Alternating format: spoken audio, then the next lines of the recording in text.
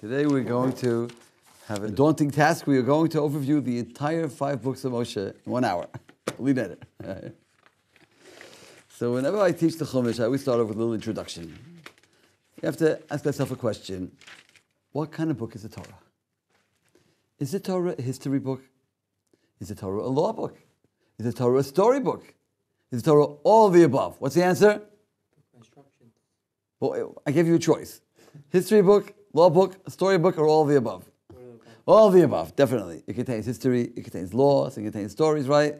Let me rephrase the question. What's the main point of the Torah? Is it basically a history book, and part of the history is that God gave some laws? Or is it basically a law book and history is background information? Is it a law book that contains history, or a history book that contains laws? What do you say? Law book. You've been in Or Sameach too long. We just got here. Anyway. If you go to the secular schools in Israel, what do they tell you? It's a storybook. Aesop's Fables, the Arabian Nights, the Bible. I once had a professor, he said, the Bible is a very truthful book. It's truthful. You can learn a lot of good things of it. It's not true. Don't take it too seriously. Don't get too inspired. Like the lady who sent her son to yeshiva because he's going out with a non-Jew. They start getting religious. No, that's enough. Don't get too inspired. But anyone who studies the Torah objectively cannot help but seeing that it is basically a law book. I mean, what did God give at Sinai? 10 stories or 10 commandments? I know they want to change it to the 10 suggestions. Every year, the 10 suggestions, right? 10 nice things to do if you feel like it, right? Commandments is too heavy, right?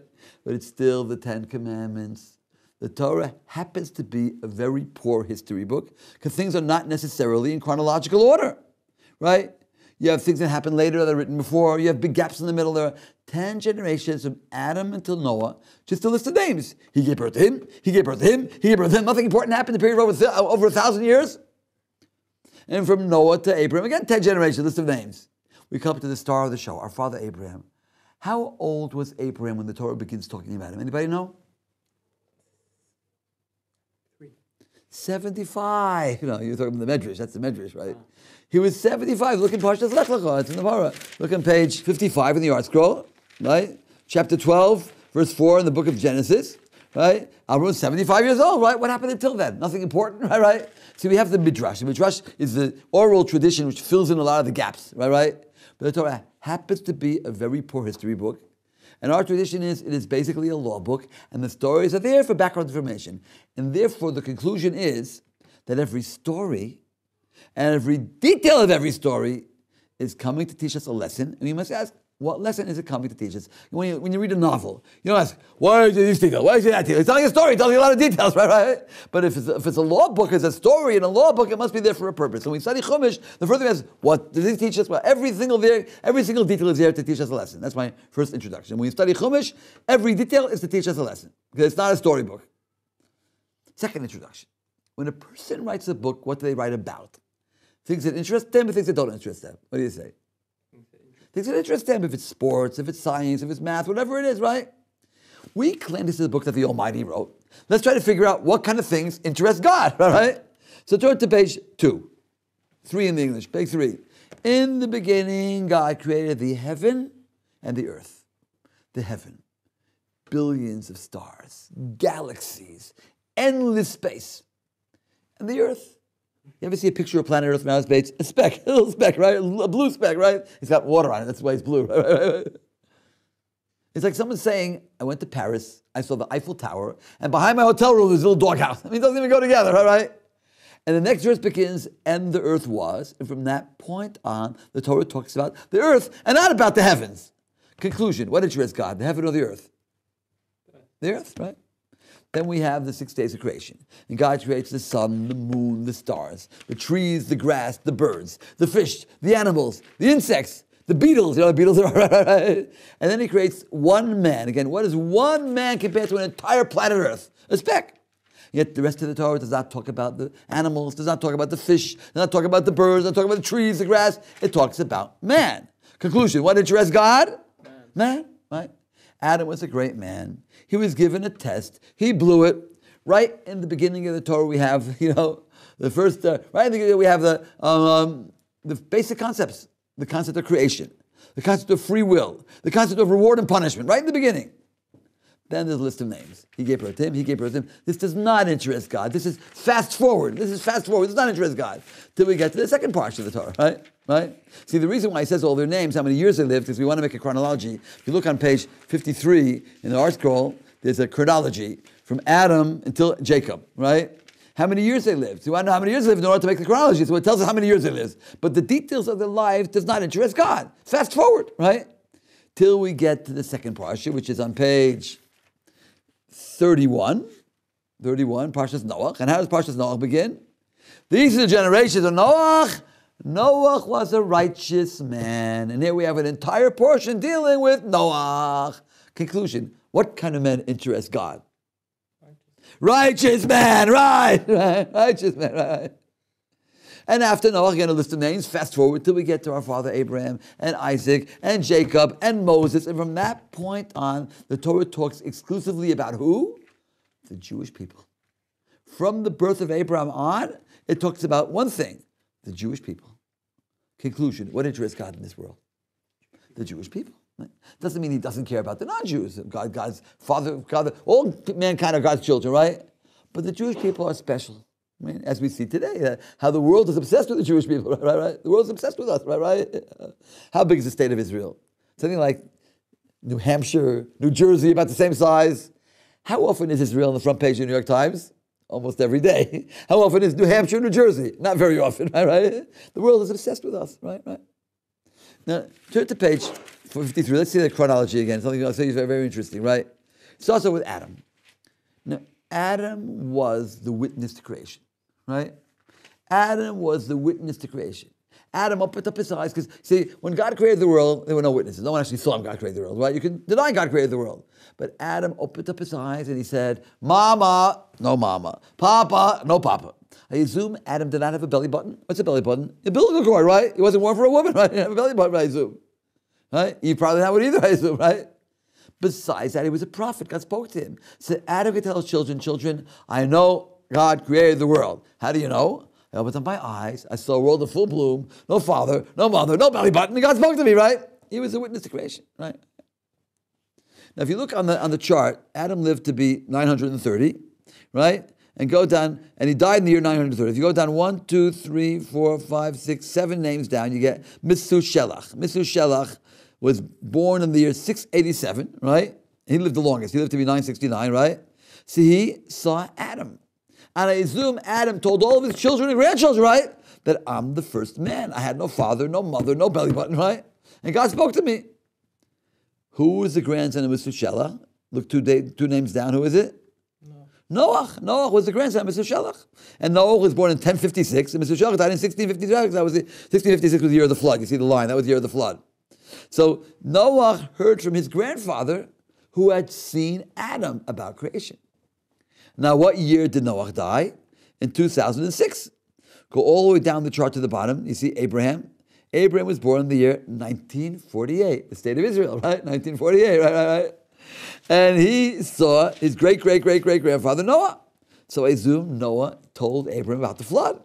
Even though we don't find in the Torah interaction with Noah and Avram, but we do find someone named Melchizedek, the king of Shalem, where the rabbis say, with Shem, the son of Noah. So we find Avram interacting with Shem, the son of Noah, who also was a witness of the flood. So we can assume that Noah probably told Avram about the flood, right? How did Avram know about the flood? Hearing it from Noah. No better source than that, right? And I assume Noah told Avram that my grandfather Methuselah saw Adam, who was a witness to creation. Now, Avram died in the year 2123, and Jacob was born in 2118, 2108. So Jacob saw his grandfather Avram. And that's where the chart ends, but Jacob went down to Egypt, and Moses' grandfather, Kahas, right, was one of those who went down with Jacob. And Moshe saw his grandfather, right? So Moshe saw his grandfather, who saw Jacob, who saw Abraham, who saw Noah, who saw Methuselah, who saw Adam. So even though we're dealing with many years, 2,000 years, right? But since they lived so long, it's just a few generations. And a tradition that's handed down from father to son in a few generations is very powerful. I mean, just to give an analogy, right? There are those who say Holocaust never happened.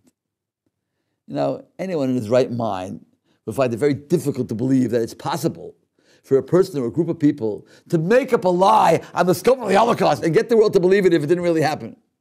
But there are those who claim it didn't happen, right? Ask you a question. What's your name again?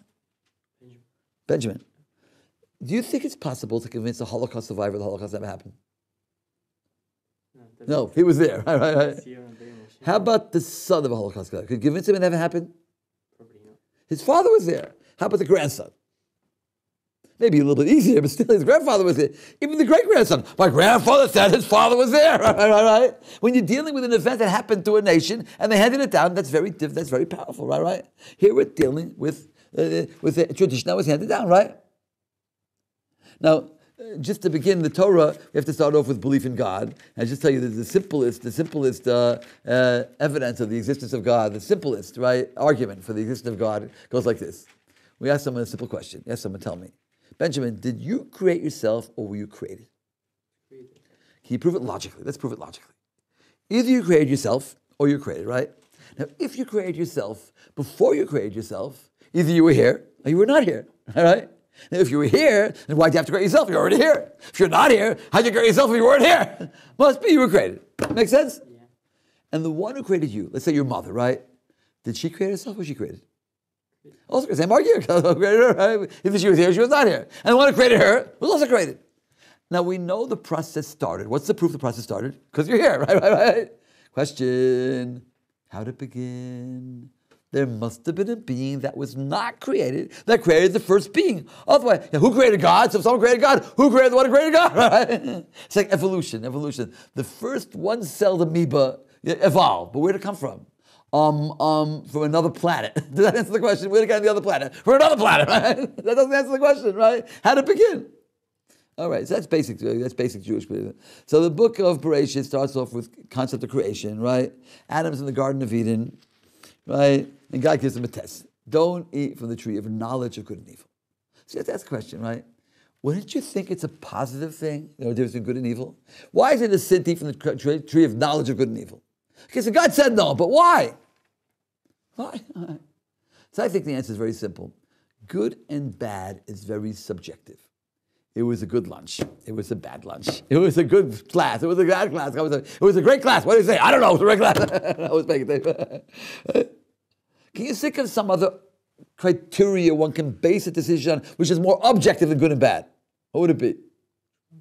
True and false. Something can be objectively true and subjectively bad. For example, smoking is dangerous to your health. That's objectively true. For a smoker, it's bad. I heard of a smoker that read that smoking is dangerous to his health. You know what he did? He gave up reading. He didn't give up smoking, he gave up reading, right? Or the other way around. Something objectively false and subjectively a drug addict is on a trip and he's floating in never ever land. That's objectively fantasy. Fame is good. So before he ate from the trees, the decision-making process was true or false, let the chips fall. If it's true, I do it. If it's false, I don't. After I ate from the tree, is it good? Is it bad? Do I enjoy it, right? Do I not enjoy it, right? Is it fun, right? Right? That's good and bad. Okay. So Adam, right, is created. All the animals created male and female. Adam created male, right? And then God takes a rib and makes a woman, right? Right?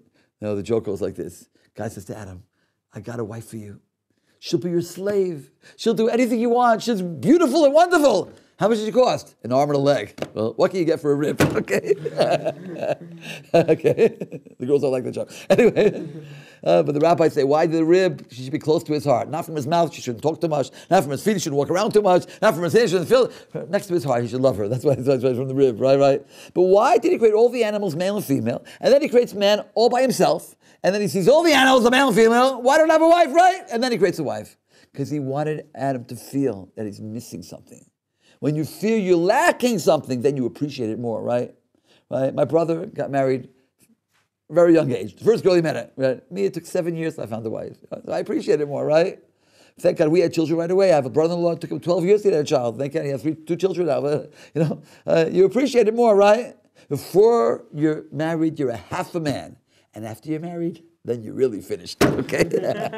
I won't tell you who said that, right? I won't tell you who said that. Anyway, so first man had to recognize he's lacking something, and then God gave him a wife. That's completion. Husband and wife, or one unit. Okay, so we're talking about the tree. We have Cain and Abel. There's so much over here. The first one to think of bringing a sacrifice was Cain. He had the idea of bringing a sacrifice to God.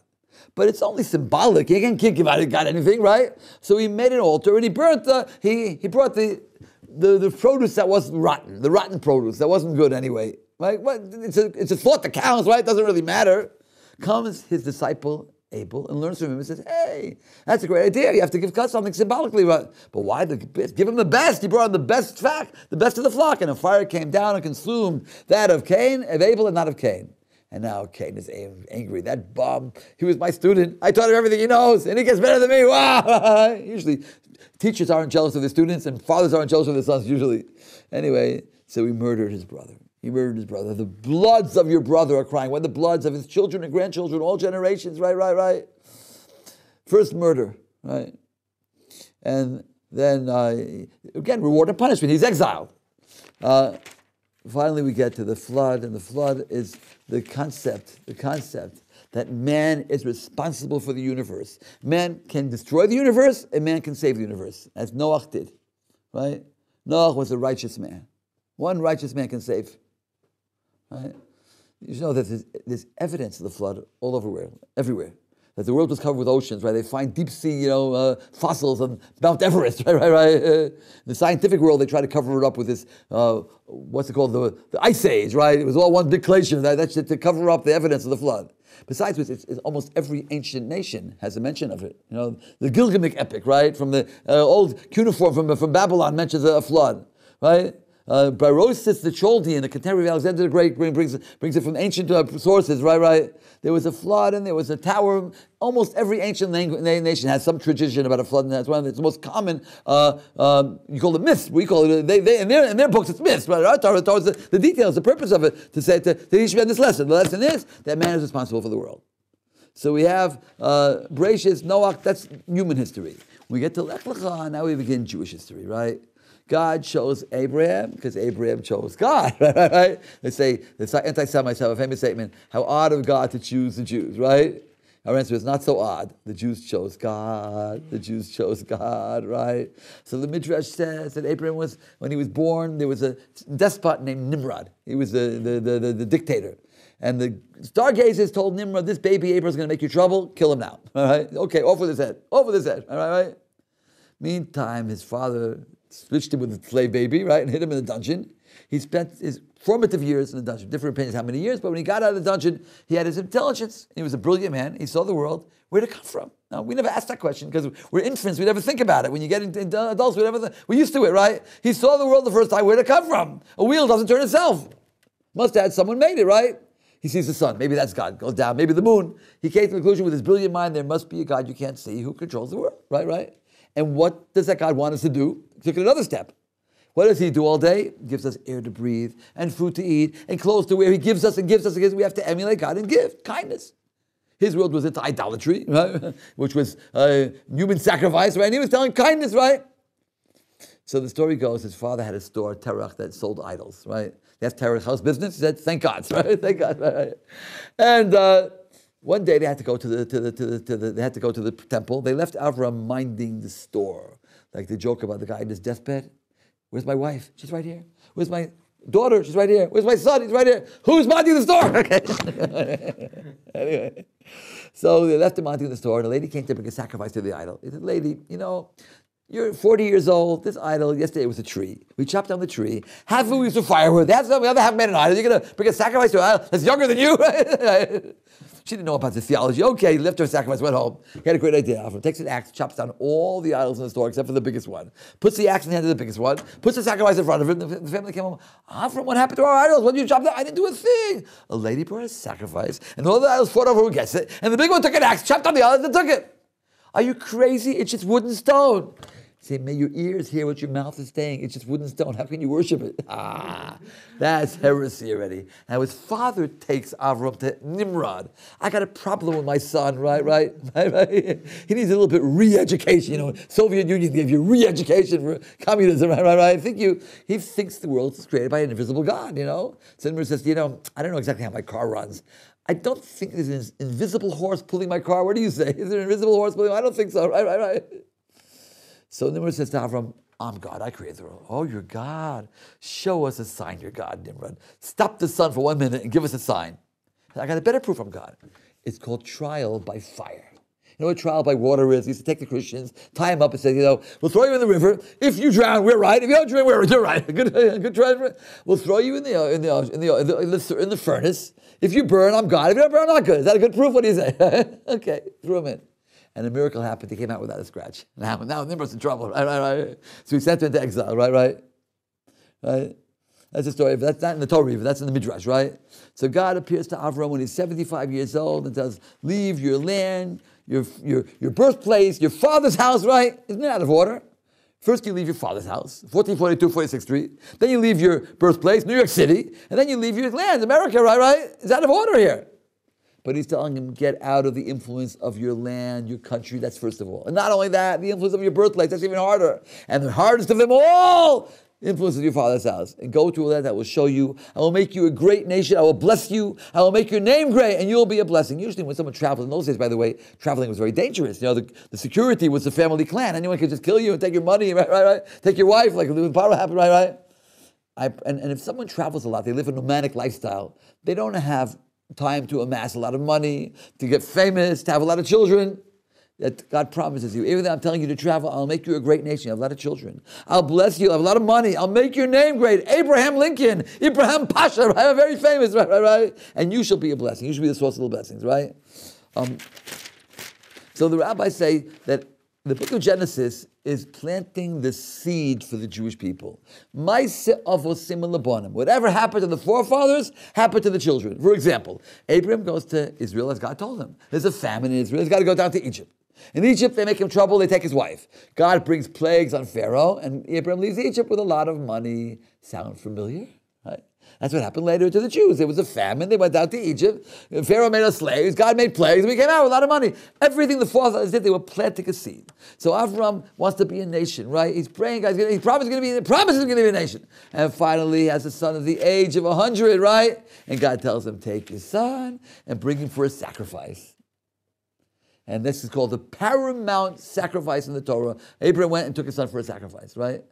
So you guys a question. Throughout our history, Jews have given their lives and their children's lives, which is a lot harder for God. And they weren't as great as Abraham, right? And they weren't commanded directly by God like Abraham was. What's the big thing? Why was that such a big thing? That he created, that he was ready to give his life, to give his son. That's the question, right? So one answer could be, for Abraham, sacrificing his son was more than just that. He was giving up his profession, right? It was going against everything he stood for, right? You have to understand. Abraham was preaching to the populace, all the people. He gave lectures every day, right? Put him out of business. He was, you guys have it all wrong. You think you have to appease the gods. Idolaters have these gods you have to appease. If you lived in South America during the time of the Incas or the Aztecs, right? And you wanted rain, what did you do, Benjamin? You know what you did? You took a fair maiden, flint knife, cut out her heart, and sacrificed it to the rain god. What else did you do? I'm sure they were barbarians. I'm sure they felt very bad for the poor fair maiden. What can you do? We need rain, all right? Comes along and says, you guys got it all wrong. You don't have to appease God. God doesn't want human sacrifice. God wants hospitality. God wants chesed, kindness, right? By the way, Avram, where's your son Yitzchak? I sacrificed him. It was a total contradiction to everything he was preaching. That's made it very difficult. But much more than that. Why was it so difficult for Avram? Because Avram was aware of the fact that he's the father of a Jewish people. It was not just an individual, Right? He knew that he had to make a nation. And Yitzchak was going to be the future Jewish people. If you slaughter Yitzchak, you're slaughtering Jacob. You're slaughtering Moses. You're slaughtering Maimonides. Everybody, right? That's what made the act so enormous. But he didn't ask any questions. He gets up early in the morning. You don't kill your son. Let him oversleep at least. You have to get him up at sunrise, right? And he travels for 3 days. Think about it, for 3 days. You tell a Buddhist, jump into the fire. And he jumps into the fire. Tell him, wait 3 days to jump into the fire. It's a lot harder, right? Maybe he'll become a Christian. Then he comes to the spot. His son is 37 years old. He could have told him no. Imagine. What do you think the Torah tells you if someone comes to you and says, "God told me to kill you," right? What do you think he's supposed to? How would the Torah tell you to react? Go right ahead. What do you think the Torah tell you to say? He didn't tell me. I'm out of here. How can he let him kill him, right? Well, it depends who that person is. If you happen to know that person is a prophet who's buddies with God, that's a different story. Otherwise, not, right? Okay, so he ties him down, and he's tied me down tightly, I shouldn't move, and he takes the knife, he's about to slaughter his son, and the angel appears and says, don't do it. Let me just make a little cut to show how serious. Nothing, right? You passed the test. Okay. Then he sees a ram that's caught in the thorn bush, and he takes the ram, and the Torah says he slaughters the ram instead of his son. Does that make any sense? Right? Someone gives me $1 million. Thank you so much. How can I show my appreciation? I just found a bobby pin on the floor. I didn't buy it. I just found this bobby pin I found on the floor. Please take that instead of your $1 million. Does that make any sense? God told him to slaughter his son, born to him at the age of 100. The future Jewish people. He's ready to do it. Don't do it. Oh, thank you so much. I just found the ram here. I didn't even buy it. I just found it here. Will you please take this ram instead of my son? Does that make any sense? And after he slaughters the ram, then he gets the blessing. You'll have a nation that will be like the stars in heaven, like the sand in the sea. Through your nations will be blessed all the nations of the world. What a great blessing. 1 second. When did he pass the test? When he was ready to slaughter his son. Who cares about the ram? Why did he only get the blessing after he slaughtered the ram? And the commentary said when Abraham took that ram, he thought in his mind's eye, this is my son Isaac, and he cried bitter tears. How can I do this to my only son, the future Jewish people? It's the will of God. Slaughter the ram. No questions asked. And he took the blood of the ram and he thought it's the blood of Isaac. Every act that he did to the ram in his mind's eye was as if he was doing it to his son Yitzchak, right? And that's what gave him, he went through the entire emotional conflict. It was considered as if he actually slaughtered his ram, right? And this is also my introduction to the book of Leviticus, we'll get to in a few minutes, right? Where the whole concept of animal sacrifice. Why slaughter animals, right? When you took an animal to the temple and you put your weight on it, he said, this animal should be instead of me. And when you saw the blood of the animal, it should be my blood and my fat. You identify with that animal, as if this animal is instead of me. That made a tremendous emotional impact on a person, bringing a sacrifice. Okay, coming back to Genesis. So after the Akedah, we have the story of Yitzchak, and just at the end of Genesis, we have the story of Joseph and his brothers. Joseph and his brothers, right? So here we have dreams, right? Are dreams prophecies or not? What do you say? Yes. They can be, but not necessarily. Not all dreams are prophecies, right? If a dream is not a prophecy, so what does one usually dream about? What do you say, Benjamin? What do people usually dream about? That will happen during the day. Things that they thought about during the day, right? Someone asked the rabbi, what am I going to dream about? You're going to dream about a purple pumpkin with pink polka dots. Purple pumpkin with pink polka dots. He thought about it all day, and sure enough, he dreamt about it. Right. All right, so Joseph has a dream, right? Another thing is that dreams go after the interpretation. The way you interpret them, that's how they are. That's our tradition, right?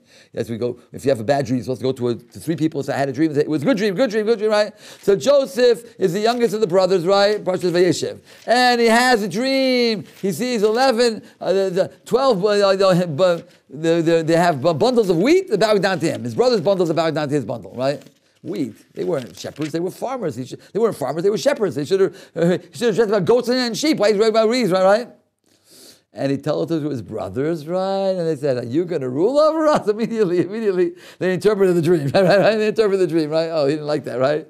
Then he has another dream, right? The sun and the moon, 11 stars. The first dream is physical. The second dream is spiritual, right? We know already at the end of the story. Why did he dream about sheaves of grain? Because when did they bow down to him? When they went down to Egypt to buy what? Grain, right? That's right? But they didn't know that, right?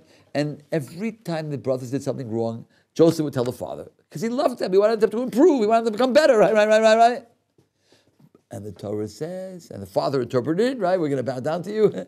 And the brothers were jealous. When the Torah tells us the brothers were jealous, it's not telling something which is obvious, something which is subconscious, right? It was subconscious, right? You have to understand, the brothers, right, plotted to murder their brother. They made a plot to murder their brother. Are you proud of being Jewish?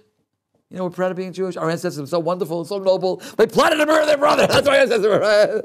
That's not too nice, right? No, God forbid, right. You have to understand, right? Joseph was telling bad things to the father. Jacob's curse was very lethal. He said one word about his wife and she died, right. Very lethal, right. Very careful about that, right?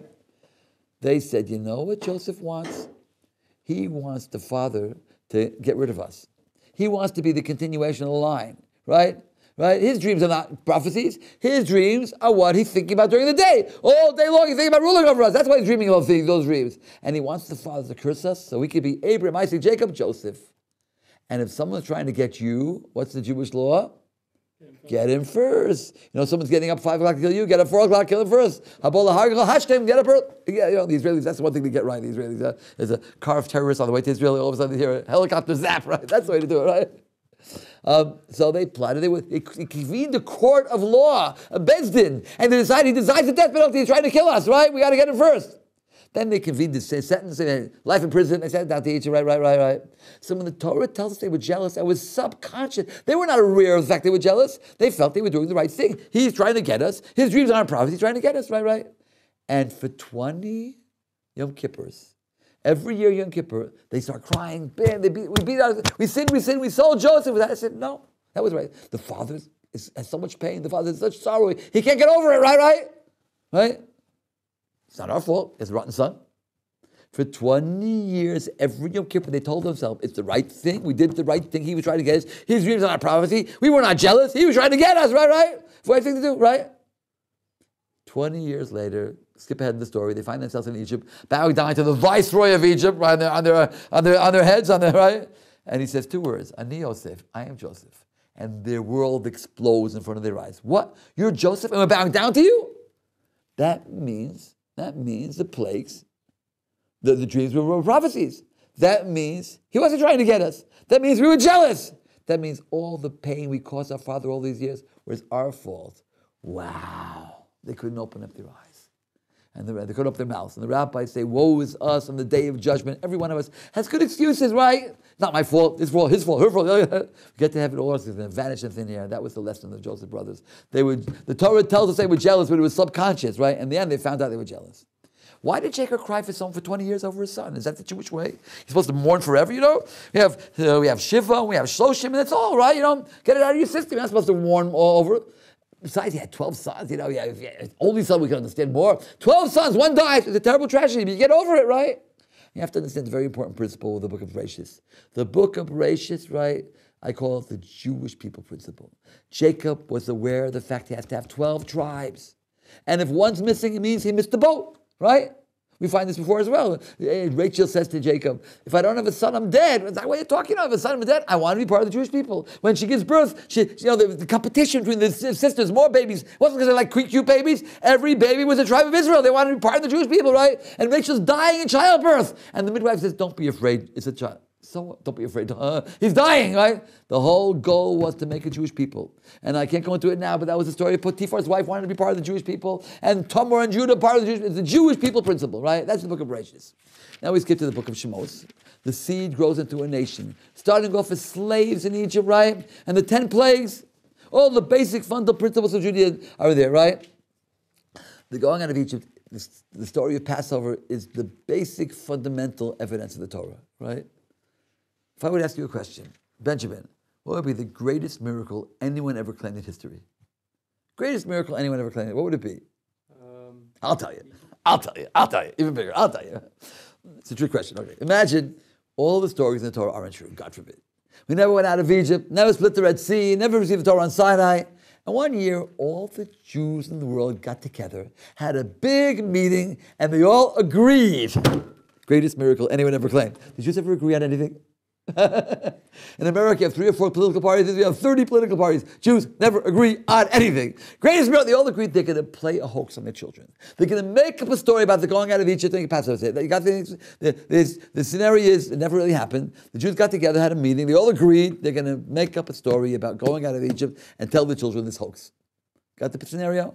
Comes Passover time all over the world. Children sit around the table, we're eating matzah and maror. Why is this night different? Because God took us out of Egypt. Out of Egypt? We're not in Egypt now. 1,000 years ago, God took us out of Egypt. Now think for a minute. Benjamin, what's the first question the children are going to ask? Why didn't we do this last year? Aha, you're thinking. Right. What's wrong with this scenario? How is it different than what we tell our children? Because if God took us out of Egypt 1,000 years ago, we should have had one every year. How come grandfather never had one? Right? On the other hand, let's go back in Jewish history 100 years. That's not a long time, right? 100 years ago. Jews were, got married at a much younger age 100 years ago. They got married at the age of 17, 16, 17. Okay, so you get married at 17. By the time you're 60, 70, you have great-grandchildren. Not far-fetched, right? If you're married at 16, 17, okay. So we go back 100 years. You're sitting at the Passover Seder of your great-grandfather. And your great-grandfather says, I remember when I was a little boy, I sat at the Seder of my great-grandfather. And my great-grandfather told me, he remembered he was a little boy, he sat at the Seder of his great-grandfather. How many generations is that? You, your father, grandfather, great-grandfather, his father, grandfather, great-grandfather, his father, grandfather, great-grandfather. That's 10 generations right there. And his great-grandfather told him, not that many back, that they witnessed the 10 plagues in Egypt. So the 10 plagues demonstrated before the eyes of the entire world. That's the historical evidence of the Torah, right? So the Ramban says at the time of the Exodus, there were a number of schools of thought among the philosophers of the world, central culture being Egypt. One school said, there's no God. The world was always here, right? Like I said, who created God? Who created the world? It was always here. There were those who say, because the world is finite, there were those who say, even there's a God, he created the world, he doesn't care what people do. I make a table, I go to China, I don't care how it's at the table, all right? God created the world, I went to play golf, right? You can say, I believe in God, doesn't care. Third school said, even if he cares what people do, he does not intervene in nature, right? God is bound by the laws of nature. No such thing as miracles.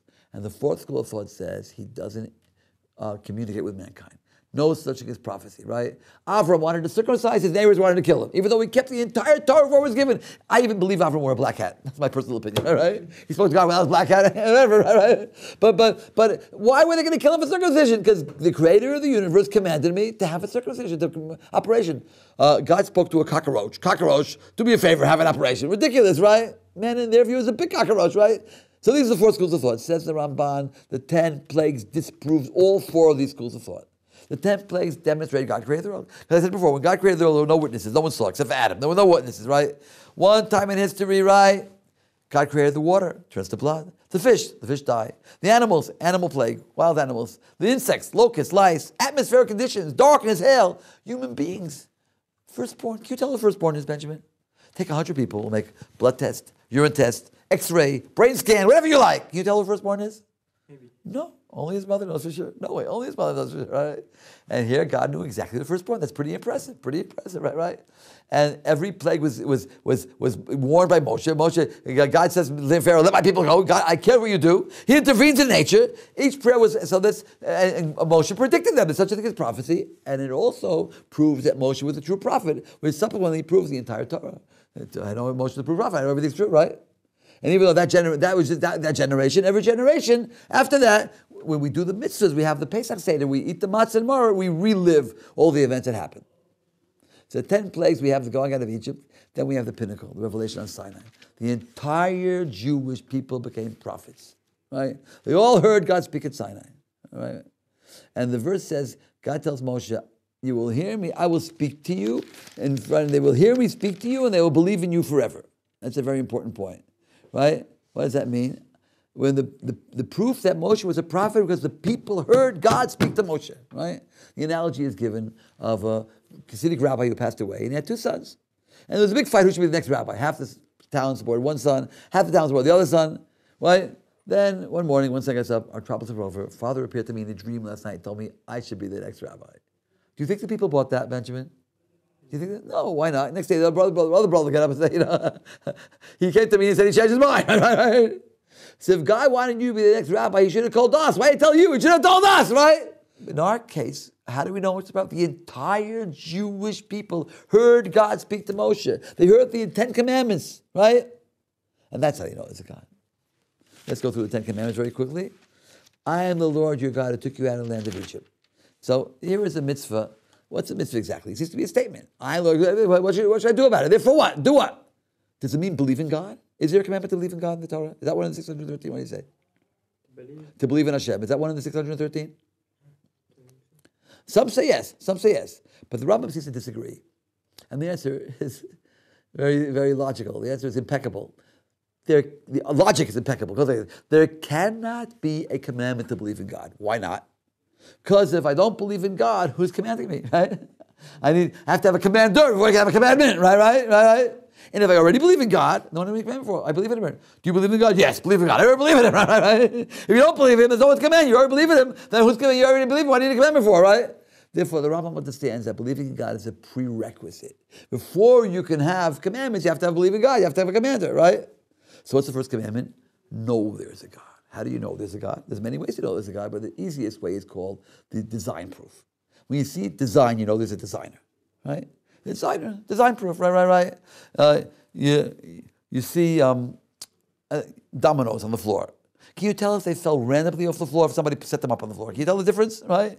If the one's touching the one, the two, the three, is it possible that they fell randomly off the table and just happened to fall in such a way that the one touches the one, the two? It is possible, right? But what are the odds, right? There was an explosion in the printing press. All letters flew up in the air and came down and printed the Encyclopedia Britannica. What are the odds, right? And one cell of DNA is how many times more complex than the Encyclopedia Britannica? I don't know, right?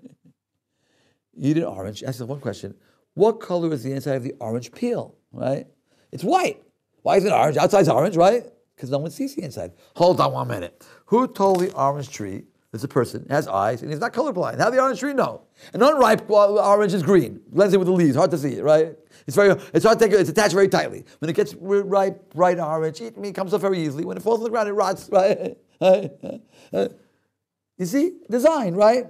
Apple tree, right? Apple seeds, they have this, you ever notice this plastic-like cord down the middle of the apple to prevent you from eating the seeds? Design, right? And the watermelon, right, shoots out of your mouth, right? The hardest part of a peach tree, the pit, right? It's all design. Okay, so you see design. So, I am the Lord your God is know there's a God. That's in your mind. Then is don't make other gods before me. This action. Don't make idols, don't any pictures, no images. That's an action. And the third is do not take the name of God in vain. Speech. Perry Mason, put your hand on the Bible, raise your right hand. Do you swear to tell the truth, whole truth, nothing but the truth? Did you murder your wife? No, not me. Do you embezzle millions of dollars from your business? No, not me. Do you believe the guy?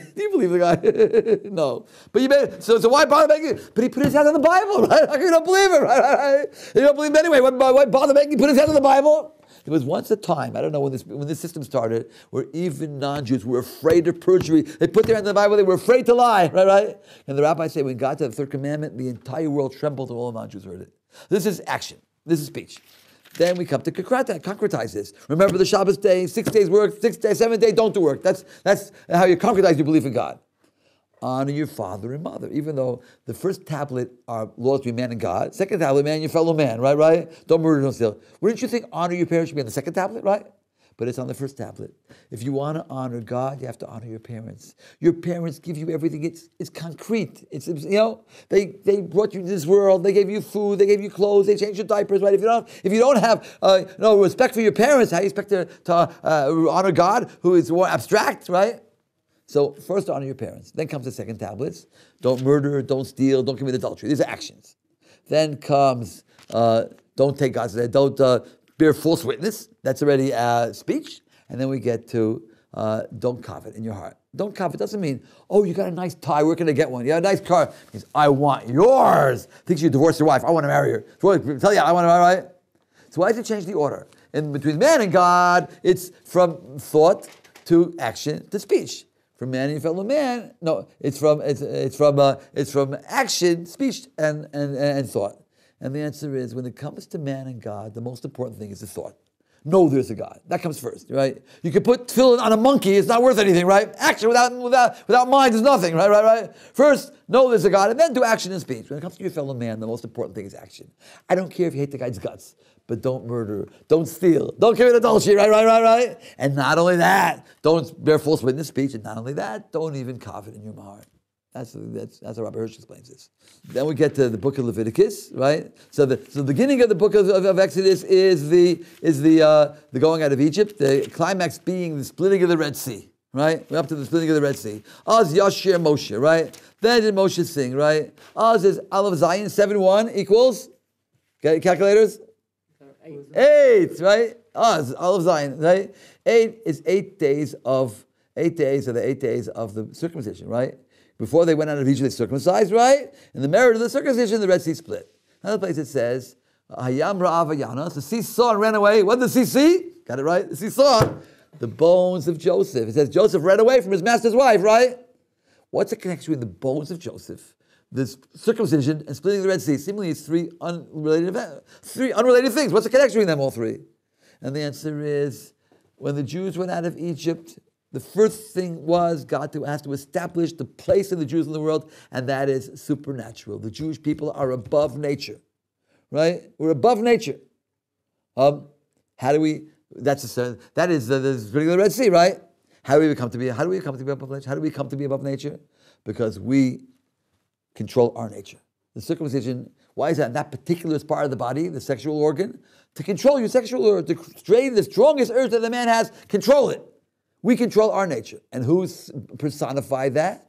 Joseph, a young 17-year-old boy, away from his family, right? And his master's wife tries to seduce him and he runs away. He leaves his garment in here and runs away, right? When we control our nature as symbolized by the circumcision, as personified by Joseph, then we are, the sea splits before us, then we're supernatural, right? We'll talk more about the supernatural later.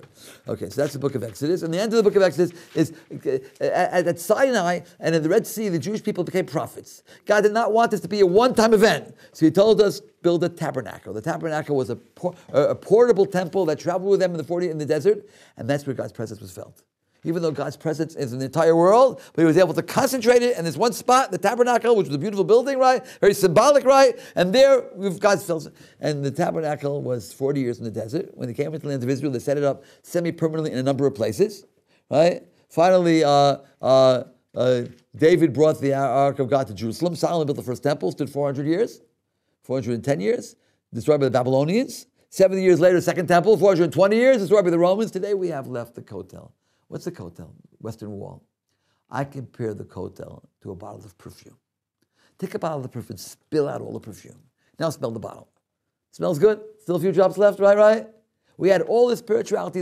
Their letters still exist from Roman soldiers that were stationed at the second temple, which was much less than the first temple, right? And they write, when we came to the temple of being in a different world, we saw the high priest on Yom Kippur was seeing an angel. And the second temple was much less, right? And yet, there's still a few drops left. You can still feel something there. God's presence is there. God's presence. That's the idea. The whole world comes here. You go to the Kotel all day long, tourists from all over the world. What do they see? Just a wall. Nothing spectacular. Those fireworks, right? Just a wall, right? But there's something there. Everybody feels, even non-Jews feel something special there. Right?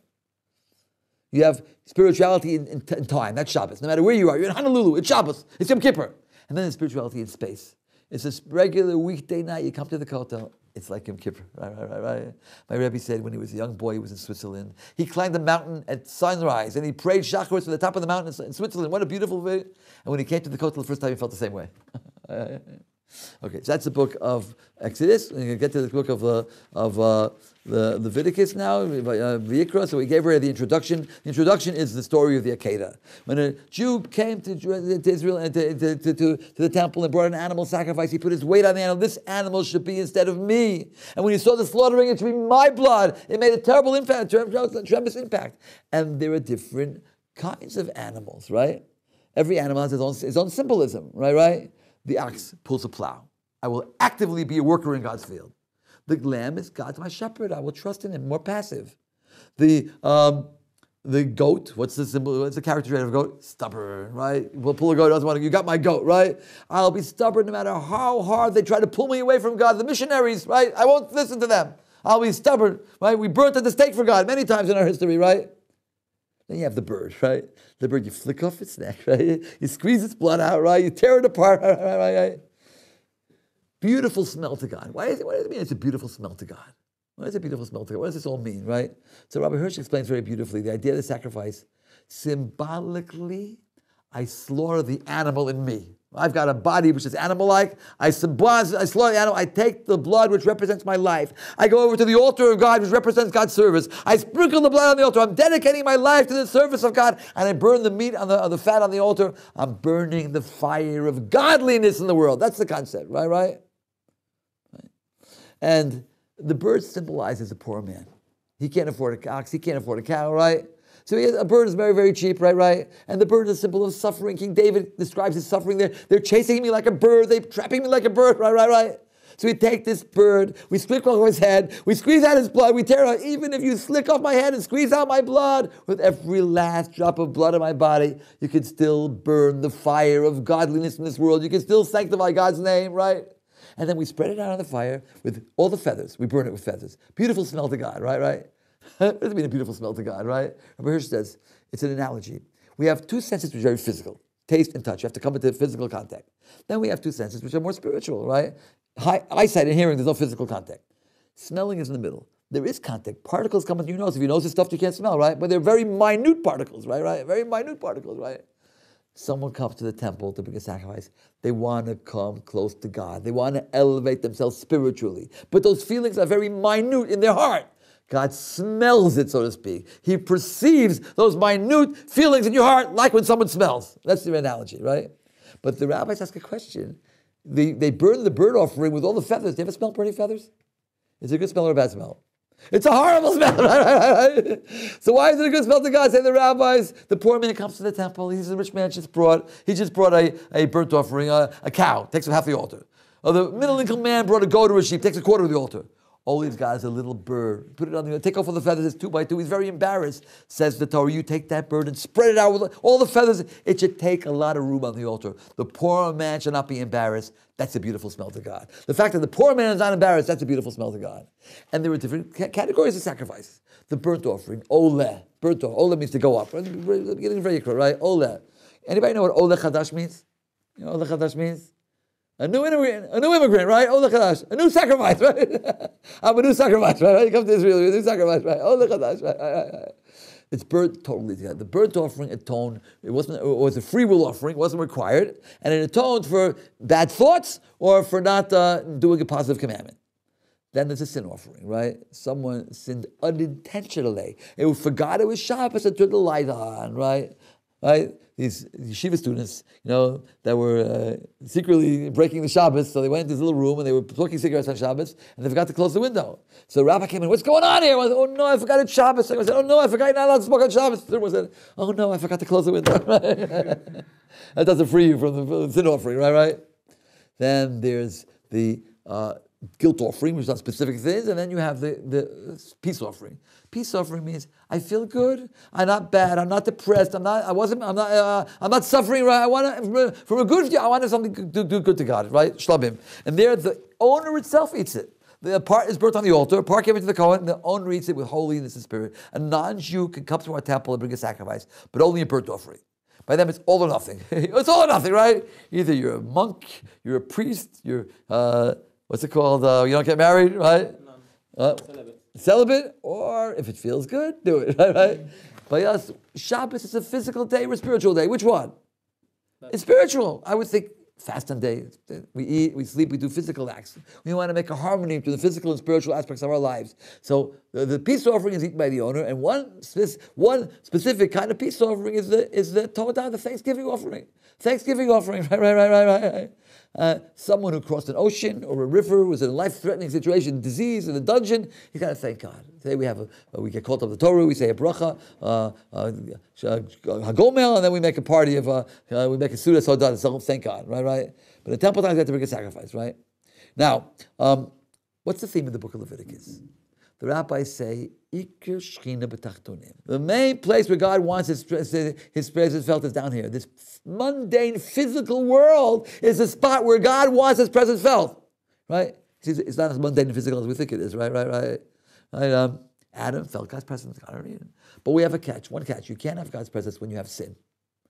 Adam sinned, God's presence left. You're the expression, I'm in seventh heaven. The rabbis say there are 7 levels of heaven, right? When Adam sinned, he went up 1 level. Cain killed his brother, 2. Tower of Babel, 3. The flood, he's all the way up in the 7th heaven. Comes our father Avram with his good deeds, brings it down 1 level. And Yitzchak 2, and Yaakov 3. And the 7th generation, Avram, Yitzchak, Yaakov, Levi, Kahos, Amram, Moshe. Moshe is the 7th generation from Avram. At Sinai, we rectified the sin of Adam. We brought God's presence back down. Then comes the golden calf, back up. How do you keep God's presence here, right? That's the theme of the book of Vayikra.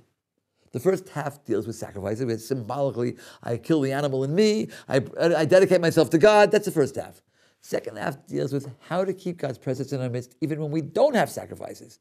And the subtitle is the Parsha, Kedoshim Tiyu, live a holy lifestyle. The second part of Leviticus deals with the kosher laws, the forbidden sexual acts, spiritual contamination. All of these have one common denominator, the concept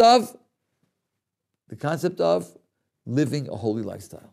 Right? You shall be holy because I am holy, right? Someone asked me, why do you need all these commandments? Isn't it good enough to be a good person? I'm a nice guy. I don't cheat on my husband, on my wife. I don't cheat on my income tax. I don't speak Lashon Hara. Can you be a good person without keeping Shabbos and kosher? Sure. So why do you need all these mitzvahs for? And the answer is, you're right. It's good enough to be a good person if you're not Jewish. You're not Jewish. Right? We are the most liberal religion in the world. Did you know that? We're the only religion in the world that promises heaven to non-members. Every other religion, you got to be a Protestant, you got to be a Catholic, you got to be a Whitney, you got to be a Muslim, you got to be Hindu, and you'll hear the music playing and the drums beating, and you'll see the light. You go to heaven, guaranteed, or your money back. But when a non-Jew comes to convert to Jew, it's not necessary, right? We promise heaven to non-members. Of course, there's a difference between 7 and 613. You want to join us? Open admissions, right? But if you're a Jew, the answer is no, it's not good. For a non-Jew, the 7 laws of Noah is live a moral life, be a good person, you go to heaven, right? But if you're a Jew, the answer is no, you have to be holy. It's not enough to be good. What does holy mean? Close to God, right? Kedoshim Tiyu. That's the measuring stick, right? If you want to know, between man and your fellow man, we have a verse in Deuteronomy. It says, do what is just and right in the eyes of God, right? And the rabbis say, I'm selling my field, and 2 people want to buy it. One of them has a field right next to it. One of them doesn't. I have to sell it to him, just and right in the eyes of God. When it comes to man and God, is that being holy or not? That's the question. So the second part of Leviticus is being holy. Now we get to the book of Bamidbar. The book of Bamidbar is counting. Lift up the heads of the children of Israel, right? The census, right? It's called in English numbers, because we have a number of counting. Now, lift up the heads. That means count them. In the secular world, a census, or even an election for that matter, is a bit demeaning. It doesn't matter who you are or what you are. Who you are or what you are. You get one count, one vote. Whether you're a college professor, whether you're a garbage man, you get one vote, right? There was one time where they understood you can't give everybody a vote. Only the educated vote. Washington and Jefferson didn't allow their slaves to vote. Women couldn't vote. They weren't educated, right? Then everybody gets a vote, right? Vote for the Kennedy of your choice, I remember. Vote, right? But the Torah concept of it, so it's a little bit demeaning. The Torah says lift up the heads, because every individual is important, right? The Vilna Gaon writes, when you went to a prophet, any prophet, he would take one look at you and tell you all your good points, all your bad points, and what you had to accomplish in this world. Your mission. Some guys in the world, I don't have a mission. Well, I don't know. You didn't know you had a mission. What, you didn't know you had a mission in this world? What do you think you were put here for? Right? To watch TV? To eat hamburgers? Right? What were you put here for? Right. And since the beginning of the world, did you know, Binyamin? Since the beginning of the world, there's never been a human being on planet Earth exactly like you. You know that? Until the end of time, there'll never again be one. Thank God. And every one of us has a mission to accomplish, right? So you came to any prophet, that was any prophet. Imagine Moshe and Aaron, tell them your name and your family, they give you a bracha. It was an uplifting experience. Everyone's an individual. The theme of the book about Midrash is Hashgacha Protis. We even count the animals they captured in the battle, right? Every individual is important. And then we have the stories that happened in the desert, right? We have the story of the spies and the story of the rebellion of Korach and the blessing of Balaam. This all to show how the Jewish people were traveling. 40 years they traveled in the desert, right? And the cloud went up and they traveled, the cloud went down and they camped. Wherever the cloud went, that's where they camped. Wherever the cloud snapped, right? The cloud, that's God's hand. That's God's hand. Wherever they went with the cloud, right? And the Chavetz Chaim gives an analogy. A man went to a marketplace and he bought a diamond for very, very cheap, but he sold all his money. He didn't have any money to go home. He walked home all the way. And his shoes are worn out and his garments are in rags, and he sleeps on the bench in the synagogue and begs for alms for food, so bread keeps on going, right? And he gets home, he looks like a hobo. But he's rich, he sells his diamond, he becomes a millionaire. And his children tell him, his children ask him, didn't you get depressed? Yes, many times I got depressed. What did I do? I went into the corner, I picked out my diamond. They think I'm poor, but I know I'm rich, right? The Jewish people travel from one place to another, one country to another, right? But we have God's presence in our midst, right? Every one of us, that's the Torah. Look at the Torah, that's our diamond, right? And that's how we keep on going. And finally we get to the book of Devarim. And the book of Devarim has 3 parts, right? These are the words that God spoke to Moshe and all of Israel, right? First of all, it's a question. The rabbis themselves called Devarim the words of Moshe. It says, these are the words that Moshe spoke, right? We know that every word in the Torah was dictated word for word, letter for letter by Hashem to Moshe. Someone says Moshe wrote one letter on his own, he's denying the divinity of the Torah, right? We see things that Moshe would never. Moshe wrote, he was the most humble man that ever lived, right? If he was humble, he had a choice, he wouldn't write it. Right? Moshe wrote his father married his aunt. You're not allowed to marry your aunt before the Torah was given. Right? He wouldn't advertise the fact his father married his aunt. Right? He would never write this, right? He had no choice. He had to write what God told him. And the rabbis say Leviticus are the words of God, Deuteronomy are the words of Moshe. So it seems to be a contradiction. And the answer is, these were Moshe's words. These were lectures, and they talked, but that's not what makes it Torah. If you'd have written down every word Moshe said, you have the word of a holy prophet, you wouldn't have Torah. You wouldn't find hidden codes or anything there. Right? Gematria, you wouldn't find it. Hashem told Moshe, write these words down. Say them again and write them down. I'm going to tell you how to write them down. Word for word, letter for letter. Maybe he changed it a little bit. Maybe he didn't. But these were Moshe's words, but God dictated word for word, letter for letter. Now, the book of Devarim has 3 parts. First part is a history lesson, right? Moshe is telling the people the generation that was born in the desert, history, right? And there's one topic in school where they always give you a big introduction. Why is this important to learn? And it's not math, right? It's not science. It's not English. What is it? History. Because why do I have to know what happened 100 years ago? Right? What difference does it make to me? Right? There was a Chinese emperor, and his belly was 2 meters wide, and he had 10 wives, and his name was Shu Shengxing. Who cares? Right? Why do I have to learn that? So what they tell you in history? History repeats itself. You don't learn from history; it repeats itself. But Jewish history is unique. If a Martian would come from Mars and do a study of all human history except for the Jews, right? And based on that study, he would formulate principles. How nations rise and fall. Rise and fall, the Roman Empire, Greek Empire, Persian Empire, right? And after formulating all those principles, he would now take the Jews. What would he find? They break every rule. Every natural cause and effect, the Jews should have long ago disappeared, right? They break every rule, right? There was a famous British historian named Arnold Toynbee. They say he was a big anti-Semite. Why? Every time he tried to make some pattern history, the Jews messed it up, right? That's the first part. He tells over the story of the golden calf and the revelation on Sinai, right? Then the middle part of this book of Deuteronomy is the end of the law-giving process. And when Moshe was on Sinai, God taught him the entire Torah, right? And people have a misconception. They think it means the text of the 5 books. They have a question. If Moshe read the book already, he saw the movie, right? Why did he hit the rock? Why did he send the spies? He didn't know he shouldn't do that. He didn't have the book. The book wasn't written until the end of the 40 years, right? Or a little as each event happened. He taught him the 613 commandments. Binyamin, you know there were 613 commandments? You know that? Someone came into my class and said, Rabbi, I'm in shock. What's the matter? I always thought there was 10. It's just not that 613. Don't get scared. They don't all apply to. The lady said to me, I keep the 10 commandments. Did you keep Shabbos? Shabbos. I didn't know that was one of them. Did you know that was one of them? Anyway, right? He taught them the 613, but he didn't give it to them all at once. Little by little, throughout the 40 years. Vayidabra Hashem Moshe Lamer. God spoke to Moshe saying, once, little bit throughout the 40 years. Now, before Moshe died, the whole book of Deuteronomy takes place 6 weeks before the death of Moshe, and he packs it in. All the laws, especially those that apply to those who are entering the land. And finally, we have the end of the book of Deuteronomy when we have the final farewell of Moshe, telling them to keep the Torah. He gives them prophecies of the future. He tells them the future we're going to come back to Israel. Jews are going to do tshuva, right? And the bottom line of Moshe is, don't forget to keep the Torah. That's the whole Jewish people depends on one thing. Keeping the Torah. So we just reviewed the 5 books of Torah in a nutshell, right? Please take your time and go over it slowly, book by book. Thank you very much.